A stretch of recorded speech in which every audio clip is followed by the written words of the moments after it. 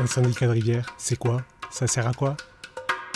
Qu'il se nomme syndicat de rivière, syndicat de bassin versant ou syndicat d'aménagement du cours d'eau, le principe est le même. Il s'agit de travailler collectivement à la gestion d'un cours d'eau en pensant et en agissant sur l'ensemble de son bassin versant. Le bassin versant, cet espace drainé par le cours d'eau, une notion essentielle qui guide la composition des syndicats de rivière. Car si l'on peut s'entendre avec n'importe quel voisin pour gérer la mobilité, par exemple, ou l'habitat social, et tant d'autres compétences que les communes ont l'habitude de mutualiser, il n'en va pas de même pour une rivière, qu'il s'agisse de biodiversité ou de risque d'inondation. Si Paul pollue en amont, Yacine ne peut plus pêcher en aval. Si Céline prélève des matériaux en aval, le pont de Ghislaine, en amont, se déchaussera bientôt. Si Pierre sait qu'une crue s'approche en amont, il peut prévenir Estelle, pour qu'elle mette sa population en sécurité.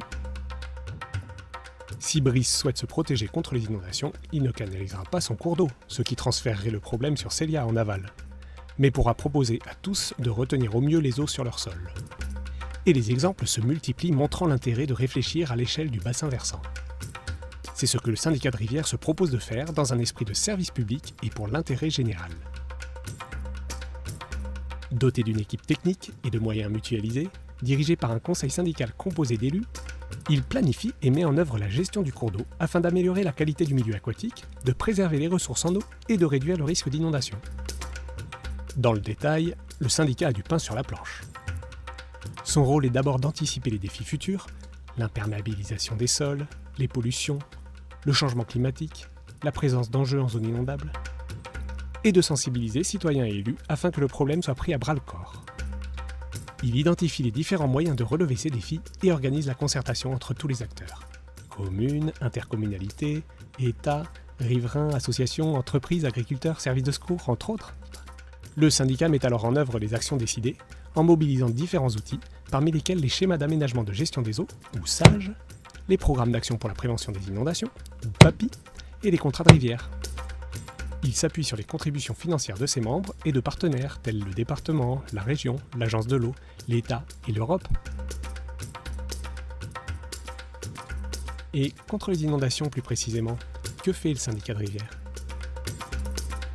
En matière de gestion des inondations, un syndicat de rivière, ça peut travailler sur l'amélioration de la prévision des crues, sur l'amélioration de la conscience et de la culture du risque, sur l'anticipation de l'événement, en instrumentant davantage le cours d'eau, en le suivant davantage, en mettant en place une cellule de veille hydrométéo. C'est un autre axe de travail qui, à mon sens, permettra de limiter le nombre de décès et de sauver des vies à la fin, donc contribue à une bonne gestion des inondations.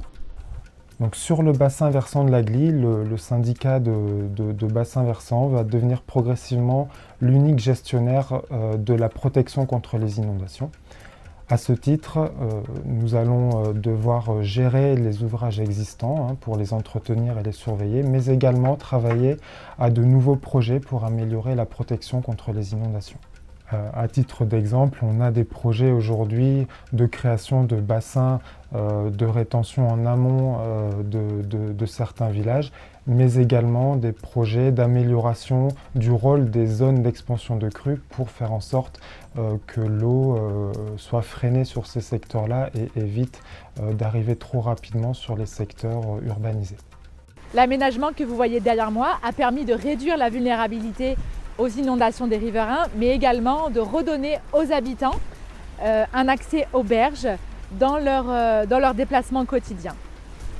Le défi qui se présente à nos syndicats de rivière, c'est de devenir et de rester un acteur incontournable dans l'aménagement du territoire. Parce que, ok, l'eau, elle est associée à des risques, mais c'est aussi et surtout un atout et c'est cet atout qui doit être reconnu comme tel.